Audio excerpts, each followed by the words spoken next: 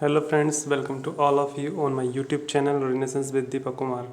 दोस्तों, आज की वीडियो में हम क्लास 8th ज्योग्राफी का चैप्टर 2 जिसका पार्ट 3 करने वाले हैं। पार्ट 3 में मैं आपको वाटर के बारे में पढ़ाऊंगा। देख लीजिए, यहाँ पर लिखा है वाटर, है ना। चलिए, कुछ इंपॉर्टेंट फैक्ट्स आप वाटर के बारे में पता कर लेते हैं। Water is a vital renewable natural resource. बहुत ही इम्पोर्टेंट, बहुत ही मुख्य आपका नेचुरल रिसोर्स है ना।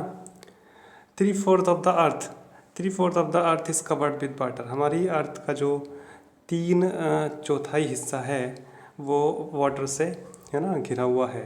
इट वाज ऐसा कहा जाता है कि it is there for appropriately called the water planet. इसी वजह से हम अर्थ को वाटर प्लानट कहते हैं। It was in the primitive oceans that life began almost 3.5 billion years back. It was in the primitive oceans that life began almost. ये ऐसे माना जाता है कि लगभग जीवन हमारी अर्थ पे 3.5 बिलियन ईयर्स पीछे स्टार्ट हुआ था। लेकिन आज even today the ocean covers 2/3 of the earth surface and support a rich variety of plant and animal life. यानी कि आज इवन टुडे आज भी ओशन जो है ना, समुद्र हैं, 2/3 ऑफ द अर्थ सरफेस, हमारी अर्थ का 3 में से 2/3 हिस्सा लिए बैठे हैं। And support a rich variety of plant and animal life. ठीक है, और उनमें बहुत तरह के प्लांट और एनिमल लाइफ हैं। The ocean water is however saline and not fit for a human consumption. इसका पानी जो होता है वो खारा पानी होता है समुद्र का, और वो हमारे कंजम्पशन के लिए मतलब हमारे यूज़ के लिए सही नहीं होता है। Fresh water account for only 2.57%, है ना। और nearly 70% of this occurs as ice sheet and glacier in Antarctica, Greenland and mountain regions. Due to their location, they are inaccessible. Only 1% of fresh water is available and fit for human use. It is found as groundwater, as surface water in rivers and lakes, and as water vapor in the atmosphere. ये मैंने पूरा पढ़ लिया है, और इस पूरे पढ़ने के बाद, इस पैराग्राफ को पढ़ने के बाद मैं आपको समझा रहा हूँ, है ना। समझा दूँ, देखो। तो ये लिखा है यहाँ पे, एक तो पहले साइड में आ जाए, ये लिखा डू यू नो। वैसे तो ये आपके लेवल से ऊपर है, लेकिन फिर भी मैं आपको बता, आपकी शब्दों में समझाऊँ तो ये है कि पहले जो खर्च आपका 1975 में पानी का 3850 क्यूबिक किलोमीटर पर ईयर था, तो अब वो बढ़ के 2000 में 6000 हो गया। और 2020 का डाटा नहीं दिया हुआ है, 2000 का डाटा दिया हुआ है, 2020 का डाटा नहीं दिया हुआ है। ऊपर चलते हैं थोड़ा सा। एक आप ये भी समझ लो कि ड्रिपिंग टैप जो हमारी टंकियाँ खुली रह जाती हैं पूरे वर्ल्ड में, लगभग 1200 लीटर पानी एक साल में वो खर्च कर देती हैं। और मैं समझता हूँ ये वर्ल्ड का तो नहीं होगा, पता नहीं, इसमें ये ठीक से नहीं दे रखा कि ये कहाँ का है ये, मतलब इंडिया में इतना पानी खर्च हो जाता है कि ये श्योर नहीं दे रखा। ठीक है, चलिए यहाँ आते हैं हम। तो हमने ये पैराग्राफ पढ़ा। इस पैराग्राफ में मैं आपसे बताऊँ कि ये हमारे धरती पे 70% यानी कि 70% वाटर है, ठीक, और 30% यानी कि लैंड है, और 70% वाटर ऐसे समझ लीजिए, ऐसे ये आपका 3/4 है ना, यानी कि 3/4। तो केवल इतनी ज़मीन पे आप रहते हैं, या खेती है, जो भी समझ लीजिए आप, वन है, और बाकी में है आपका यहाँ पे पानी। ठीक, अब इतने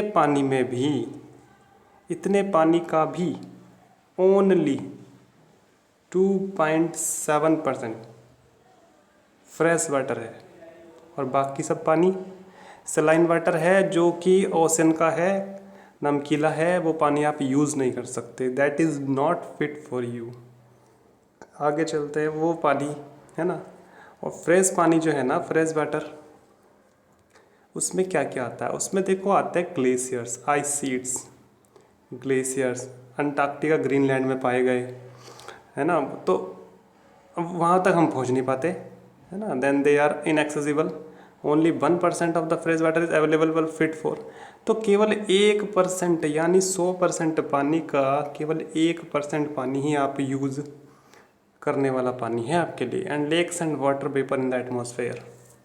तो फ्रेश वाटर में लेक्स भी फ्रेश वाटर में आती हैं, पानी की भाप भी आती है, वाटर वेपर जो एटमॉस्फेयर में, तो ये फ्रेश वाटर में आता है इतना मटेरियल। ठीक है, बाकी सब नम का पानी। चलिए उसके बाद हम बात करते हैं कि पानी जो है, fresh water is there for the most precious substance on earth. Water can neither be added और सब्ट्रैक्टेड। पानी ना तो बढ़ रहा है हमारी अर्थ पे, ना घट सकता है, ठीक, फ्रॉम द अर्थ। तो it total volume remains constant. इसका जितना वॉल्यूम है उतना ही रहता है, ज़मीन पे उतना ही रहना, उड़ेगा नहीं ये। Its abundance only seems to vary because constant motion, यानी कि मोशन में चलता रहता है।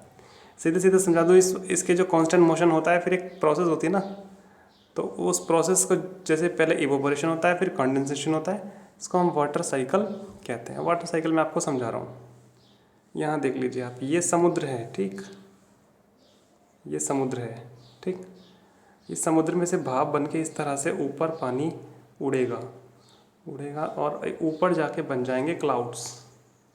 क्लाउड्स बन जाएंगे। सन है यहाँ पे, सन की जो यहाँ पे सनरेज हैं उससे पानी ऊपर को उठेगा। तो ये जो पानी जो भाप बन जाएगी, इस पानी के भाप बनने को कहते हैं हम इवापोरेशन। अब ये क्लाउड्स बन गए, क्लाउड जाएंगे किसी पहाड़ से, यहाँ पे टकराएंगे ऊपर, यहाँ पे कंडेंस हो जाएंगे, बारिश पड़ाएंगे यहाँ पे, ठीक। ये बारिश पड़ गई, बारिश पड़ने के बाद वहाँ से नदियाँ निकलेंगी, नदियाँ बह के फिर से समुद्र में गिर जाएंगी, ठीक। तो इस तरह से ये आपका जो कंटिन्यूसली एक साइकिल चलता रहता है, इसको हम वाटर साइकिल कहते हैं। तो इस तरह से हमारा जो अर्थ पे जो पानी है वो कांस्टेंट है, यानी ना तो क्रिएटेड किया जा सकता है नॉर भी डिस्ट्रॉयड। फिर भी कहते हैं कि पानी की कमी है ना, तो मैं उसको बताऊं, वो होता है वाटर मैनेजमेंट। यानी पानी की कमी क्यों है भाई? पानी की कमी इसलिए कहते हैं कि एक व्यक्ति के पास तो इतना पानी, बहुत पानी, एक के पास बिल्कुल भी पानी की कमी है, जहाँ पे पानी होता ही नहीं है, जैसे कि राजस्थान में, जैसे बड़े बड़े महानगरों में, मुंबई में, और वहाँ आप उड़ा रहे हो बहुत करके, पानी को वेस्ट कर रहे हो बिल्कुल, है ना। तो वो चीज़ गलत है। तो इसलिए कहते हैं कि वाटर मैनेजमेंट करो। गर्मियों में आप लोग इतना नहाते हो, 3 टाइम नहाते हो, बहुत ज़्यादा पानी यूज़ करते हो, तो उससे क्या होता है, पानी की कमी कहाँ आ रही है? पानी की कमी आ रही है आपके ज़मीन के पानी में, जो नीचे को आपका लेवल घट रहा है उसमें कमी आ रही है। मैं समझा रहा हूँ, देखो एक गिलास है, ठीक, उसके अंदर पानी भरा है, बहुत पानी है, इतना पानी है हमारे यूज़ के लिए, लेकिन जब हम उसको खींचे जाएंगे, है ना, तो वो पानी का लेवल, यानी कि अगले टर्म में वो कितना हो जाएगा, बहुत कम बचेगा। तो फिर जो आपके खींचने वाला एक्स्ट्रा है ना, वो खींचने वाला एक्स्ट्रा, यानी कि आपके नल और आपके बोर, सबमर्सिबल पंप्स जो आपके होते हैं, वो ऊपर ही रह जाएंगे और पानी पहुंच जाएगा नीचे। फिर आपको बहुत सारे पैसे लगाने पड़ेंगे और ये सारा इस पंप को नीचे तक लेके जाना पड़ेगा, मिस्त्री को बुलाना पड़ेगा, तब आपका पानी आएगा ना। तो इसलिए कम से कम यूज़ करें, ख़ास तौर से गर्मियों में, ठीक। Human use huge amounts of water not only for drinking and washing but also in the process of production. पानी का यूज़ तो प्रोडक्शन के लिए भी कर रहे हैं आप, पीने के लिए ही नहीं, है ना। एग्रीकल्चर, खेती के लिए कर रहे हैं, इंडस्ट्रीज़ के लिए कर रहे हैं, बिजली पैदा करने के लिए कर रहे हैं। तो reservoir, dams are the other uses. Increasing population, rising demand for food and cash crops, increasing urbanisation, rising standards of living are the major factors leading to shortage of water, ठीक है। तो अब ये सब चीज़ें बढ़ रही हैं, पॉपुलेशन बढ़ रही है, इंडस्ट्री बढ़ रही है, खेती बढ़ रही है ना। और आजकल खेती कर रहे हैं वो उससे पेस्टिसाइड, इंसेक्टिसाइड डाल रहे हैं। पानी की तो फसल पानी मांगती ज़्यादा, जब फसल में गर्मी हो जाती है यूरिया डालते हैं तो पानी ज़्यादा मांगती है, तो ज़्यादा पानी मांगती है, ज़्यादा पानी देते हो आप, फिर तो ज़्यादा यूज़ कर रहे हो पानी का। देखो यहाँ पे थोड़ा सा यूज़ दिया है पानी का, ये देख लीजिए, एक सामान्य एक व्यक्ति का यूज़ है। देखिए क्या यूज़ है, an average urban Indian uses about 150 litre of water every day. देख लीजिए क्या यूज़ दिया है कि 150 लीटर पानी एवरेज, है ना। और मैं समझता हूँ कि एक व्यक्ति का ही है ये, है ना, कि पानी एक आदमी को 3 लीटर पानी तो कम से कम पीना ही चाहिए, पानी ज़्यादा से ज़्यादा पीना चाहिए। 3 लीटर पानी पीने का दिया है, खाना बनाने का दिया है 4 लीटर, नहाने का दिया है 20 लीटर, है ना, लेटरिन में डालने का दिया है कितना, 40 लीटर, फ्लशिंग, कपड़े धोने का दिया 40 लीटर, बर्तनों को साफ़ करने का 20 लीटर, बगीचे में भी डालने का भी है। वाह भाई वाह, अगर किसी के पास बगीचा ना हो तो तो गार्डनिंग का भी है 23 लीटर, टोटल मिला के 150 लीटर। ठीक है, तो एक व्यक्ति का 150 लीटर का खर्च हो गया रोज का। देखिए मैं यहाँ पे एक छोटा सा एक पॉइंट मैं अपने पास से नोट कर रहा हूँ। ठीक है, ये पॉइंट समझाने के लिए मैं आपसे बता रहा हूँ, ऐसा कुछ मेरा पर्पज़ नहीं है कि मैं इस पॉइंट को क्यों ऐड कर रहा हूँ। मेरे घर में मैं अपना बताऊँ 4 मेंबर्स हैं, है ना।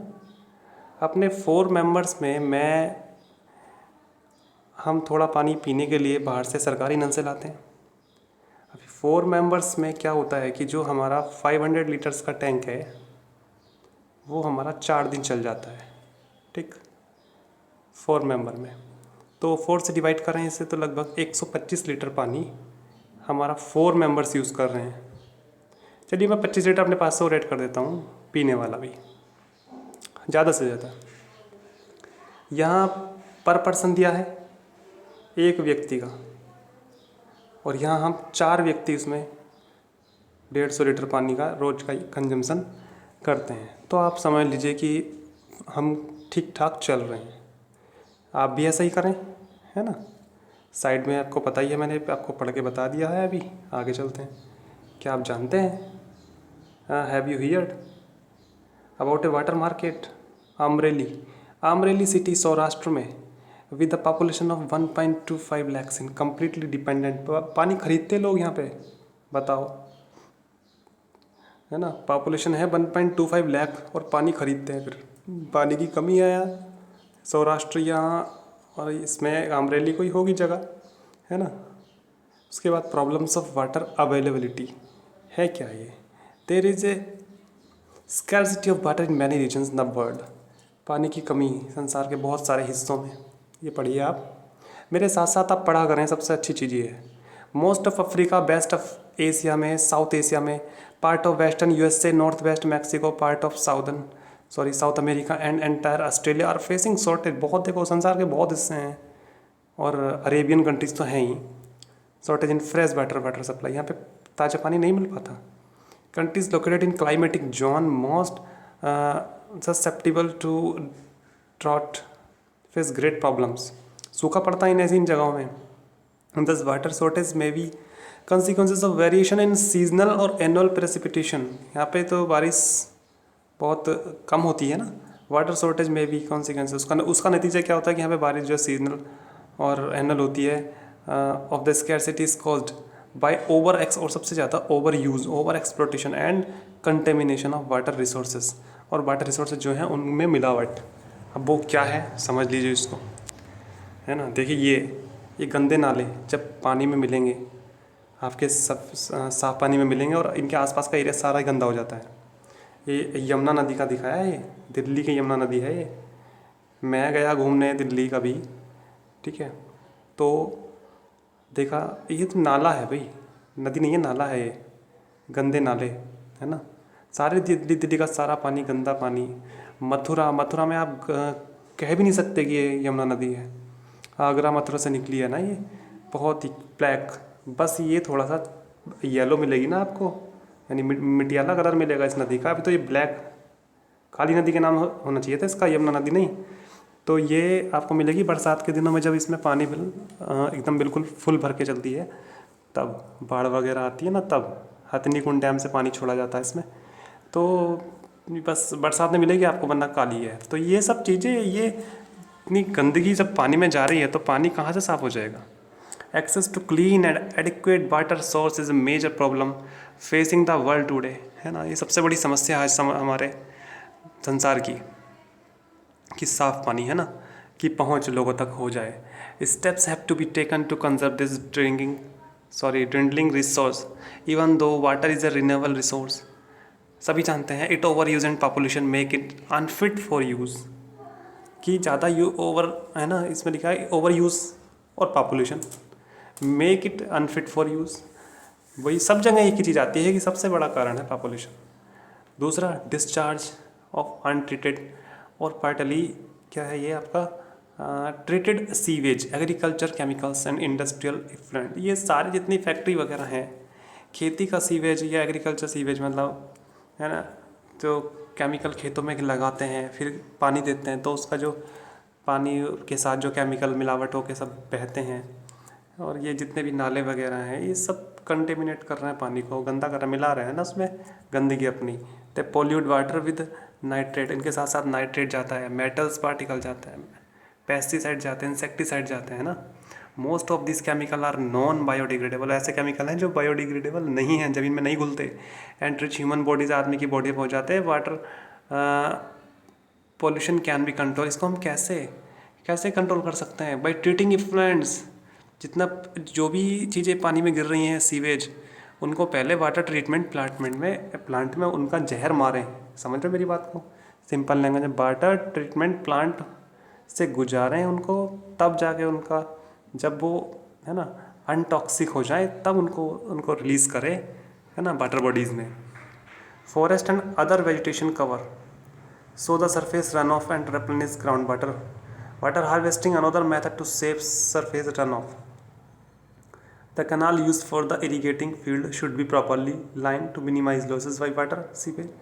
स्प्रिंकलर, देखिए सबसे मेन चीज़ बताऊँ यहाँ पे कि, है ना, ये वाली आपको ड्रिप इरिगेशन या स्प्रिंकलर इरिगेशन करनी चाहिए, छिड़काव वाली विधि, है ना, ये सबसे यूज़फुल है। The valuable water resource can therefore conserve adopting this मीज, है ना, इस तरह से। यानी कि इन्होंने कहा नहर भी को भी नहीं, नहरों से भी ना करके, है ना, सबसे बढ़िया ये मेथड है, इस मेथड से आप सिंचाई करें। चलिए आगे क्या दे रखा है, कुछ ऐसा इंपॉर्टेंट तो नहीं है। क्या आप जानते हैं, देख लीजिए यहाँ लिखा है, do you know rain water harvesting, यानी रेन वाटर हार्वेस्टिंग, पानी, वर्षा के पानी को इकट्ठा करना, बचाना, is the process of collecting. क्या है रेन वाटर हार्वेस्टिंग, किसे कहते हैं? ये एक ऐसी प्रोसेस है जिसमें पानी को इकट्ठा किया था, बारिश के पानी को छतों पर, है ना, जिसको हम रूफ टॉप हार्वेस्टिंग कहते हैं। अभी ये सारा 10th क्लास का है, आप समझ लीजिए, यानी आप अभी अच्छे से पढ़ेंगे 10th क्लास में, आपको बिल्कुल भी मेहनत नहीं करनी पड़ेगी। Roof top harvesting directly to be appropriate, देखिए जी, ऊपर छत पे पानी इकट्ठा करके छत से एक पाइप सीधा ज़मीन के अंदर जाता है, ज़मीन के अंदर जो पाइप जाता है वो ज़मीन के अंदर एक गड्ढे में जाता है। आप गड्ढा बनाते हैं, जैसे लैट्रिन का टैंक बनता है ना, इसी तरीके से पक्का गड्ढा बनता है ना, और उस पिट में जाकर वो इकट्ठा हो जाता है। आप उसका 1 साल तक यूज़ करें, 2-3 महीने तक यूज़ करें बारिश का पानी का, वो आपके कम से कम फ्लश का काम तो करेगा, है ना। तो इस तरह से पानी बचाया जाता है ना। इनफ फॉर सेव, तो इसमें लिखा है 1 spell of rain for 2 hour, 2 घंटे की बारिश 8000 लीटर ऑफ वाटर है, इज नफ फॉर सेव, ठीक है, 8000 लीटर पानी बचाती है। Location where it is stored future use on an average 1 spell of rain for 2 hours enough for save, हाँ ठीक है। तो इस तरह से आप पानी को बचा सकते हैं।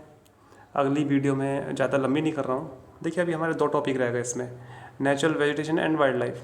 अभी नेचुरल वेजिटेशन वाइल्ड लाइफ में पूरा एक ही वीडियो में समझाऊंगा, वो वीडियो थोड़ी बड़ी हो जाएगी।